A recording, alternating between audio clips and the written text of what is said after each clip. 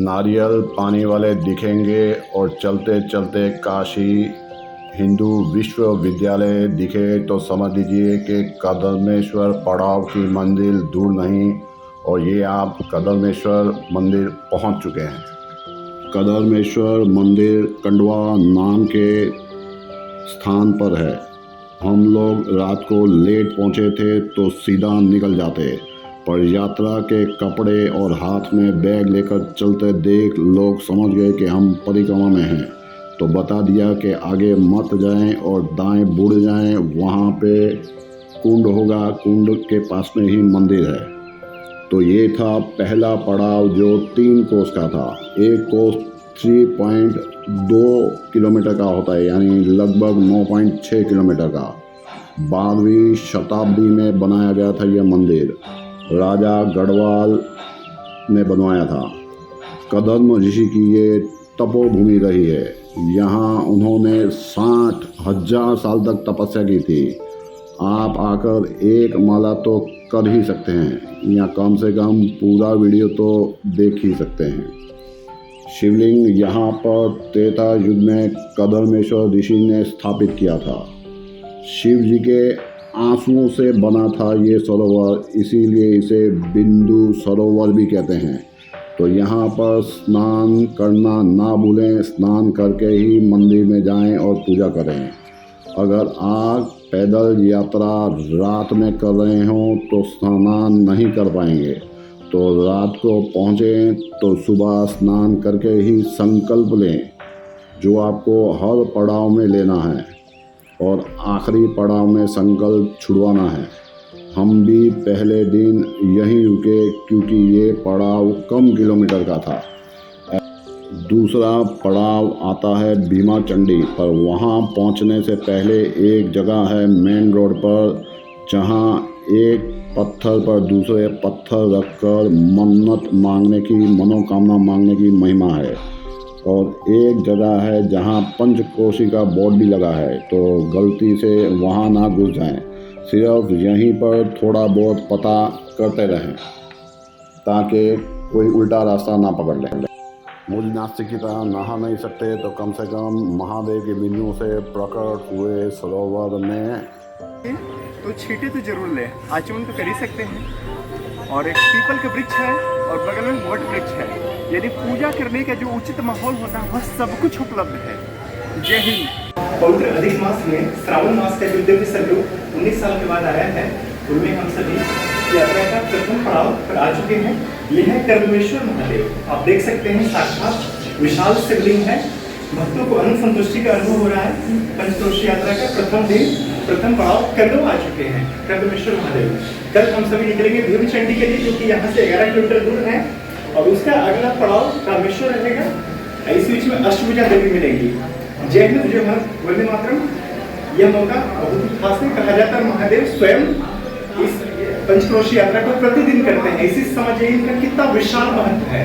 सर्व मोक्षपुरी में से काशी विश्वनाथ के पास, मणिकर्णिका घाट के पास आप संकल्प लेंगे, उसके बाद आपकी यात्रा 80 घाट से आरंभ होगी। 11 किलोमीटर आ चुके हैं। जय कदमेश्वर महादेव, हर हर महादेव, ओम नमः शिवाय, जय हिंद। तो सुबह 3 बजे उठकर हम लोग 4 बजे निकल पड़े अपने अगले पड़ाव भीमा चंडी के लिए। हर पड़ाव की तरह यहाँ पर भी आपको ज़मीन पर ही सोना पड़ेगा, लेकिन नहाने धोने की सुविधा अच्छा है, वेस्टर्न और इंडियन टॉयलेट मिल जाएंगे। हर पड़ाव पर पहुँचते ही लोग भजन कीर्तन करते करते रात आने का इंतज़ार करते हैं, और यहीं धर्मशाला के बाहर भजन वगैरह चल रहे थे। दूसरा पड़ाव भीमचंडी 5 कोस पर है, यानी 16 किलोमीटर पर। भीमचंडी जिसे शिव चंडीकेश्वर के नाम से भी जाना जाता है। हर मंदिर और हर पड़ाव की तरह यहाँ भी एक विशाल कुंड है जिसे गंधेश्वर कहते हैं, और जिसे गोवर्धन सागर और गोवर्धन कुंड भी कहते हैं। हर पड़ाव में नहाने की महिमा है, और मैं नास्तिक यहाँ भी नहीं नहाया और सिर्फ छींटे लेकर आगे बढ़ चला, क्योंकि हमें महिमा का मालूम ही नहीं था। लेकिन आप वो गलती मत करिएगा। शिवलिंग के पास पांडवों की छोटी छोटी मूर्तियां भी हैं। ये मंदिर भी कदमेश्वर की शैली में ही बना हुआ था। एरिया का नाम भी भीमा चंडी है, जो मंदिर के नाम से ही पड़ा है। आगे आपको बताया था कि पंचकोशी यात्रा में 216 मंदिर आते हैं, जिनमें लगभग 25,000 मूर्तियां हैं, और वो 216 की सीरीज में इस मंदिर का नंबर 60वां है। और मंदिर के पास और भी कई छोटे बड़े मंदिर हैं। जैसे कि आपको आगे बताया था, हम लोग 5 दिन की जगह 4 दिन की यात्रा में थे, और उसमें भी पहले दिन आधा निकल गया था संकल्प करवाने में, और आखिरी दिन 4 बजे की ट्रेन थी। तो हमें इस पड़ाव पर रुकना हमारे लिए पॉसिबल नहीं था, और ना ही हम अगले पड़ाव रामेश्वरम तक पहुंच सकते थे। इस मंदिर में घंट चढ़ाने की महिमा है और नारियल चढ़ाने की महिमा है। तो अभी आप भीमा चंडी जी के दर्शन करिए और उनसे प्रार्थना करिएगा कि वो आपकी यात्रा पूरी करें। उन्हीं की कृपा लेकर हम भी आगे बढ़े। दिन कम होने की वजह से हम यहाँ रुक नहीं सकते थे, रामेश्वरम पहुँच नहीं सकते थे, इसलिए हमने डिसाइड किया कि हम रुकेंगे बीच में आने वाले मंदिर लंगोटिया हनुमान। और ऐसा आप हर पड़ाव में कर सकते हैं। 2 पड़ावों के बीच में कोई ना कोई स्थान ऐसा आता है जहाँ पर आप रुक सकते हैं। पंचमुखी शिव जी हैं, इसीलिए उन्हें पंचानन राजे कहा जाता है और 10 बुझते सोहे कहा जाता है। और ये मंदिर काशी खंड में आता है। नरकाणव तारके नमः।